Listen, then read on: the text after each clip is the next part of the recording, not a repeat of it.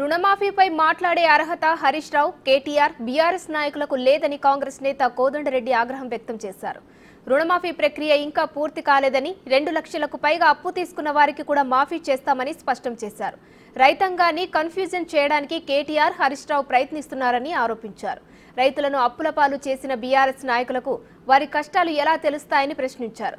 ఇప్పటికైనా అబద్ధపు ప్రచారాలు మానుకోవాలని హితవు పలికారు. నేను అడుగుతున్నా హరీశ్వరరావు గారు, మీరు మీ కాలంలో 19 సంవత్సరాల అధికారంలో ఉన్నప్పుడు ఏనాడైనా ఎస్ఎల్బీసీ సమావేశానికి మీ ముఖ్యమంత్రి వచ్చిండా? మీరు ఏనాడు కూడా ఎస్ఎల్బీసీ మీటింగ్లో పిలిచి సంవత్సరానికి ఒకసారి వ్యవసాయానికి కేటాయింపులు జరిగేటప్పుడు మీరు అడిగి వ్యవసాయానికి కేటాయింపులు పెంచుకోవాల్సిన సూచన చేయాల్సింది. కానీ అట్లా చేయకుండా మీరు ఇందాక అడిగిన ప్రశ్నకు ఒకటే సమాధానం ఏంటంటే, హరీశ్వరరావు గారు కూడా బాధ్యత రహితంగా మాట్లాడుతున్నాడు.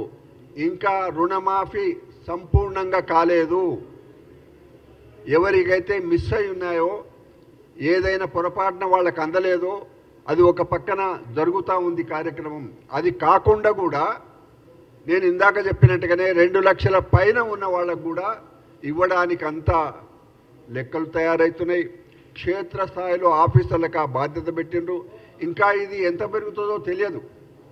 ఆ రోజు ముఖ్యమంత్రి గారు చాలా స్పష్టంగా చెప్పిండ్రు, 31,000 కోట్ల రూపాయల అంచనా ఉన్నది, పెరిగితే ఇంకా 5-10 వేల కోట్లు పెరగొచ్చు అని కూడా అన్నాడు. కాబట్టి హరీష్ రావు గారు, మీరు ఒక బాధ్యత గల మాజీ మంత్రిగా ఈ విధంగా సంపూర్ణంగా కాకముందే మీరు ఎన్నడయా నిజంగా అప్పులున్నోనికి ఇవ్వకపోతుంది, సకాలంలో పెట్టుబడికి డబ్బు రాలేదు, ప్రైవేట్ అప్పులు తీసుకొని ఆత్మహత్యలు చేసుకుంటే మీరు ఏనాడు కూడా ఒక్క మాట కూడా వాళ్ళను బాసటగా నిలబడలేదు. మీరా మాట్లాడేది? అందువల్ల రైతాంగానికి మేము మనవి చేస్తున్నాం, వీళ్ళు రాజకీయాలు చేసుకుంటూ పోతూనే ఉంటారు. తెలంగాణలో ఉన్న రైతాంగం అంతా కూడా మా ముఖ్యమంత్రి గారు, మా ప్రభుత్వము రైతును రాజు అనే స్థాయికి తీసుకురావడానికి, ఆయనకు అన్ని విధాల ఆర్థికంగా అండగా నిలబడడానికి మా ప్రభుత్వం అన్ని విధాలుగా ప్రాధాన్యత ఇస్తుంది.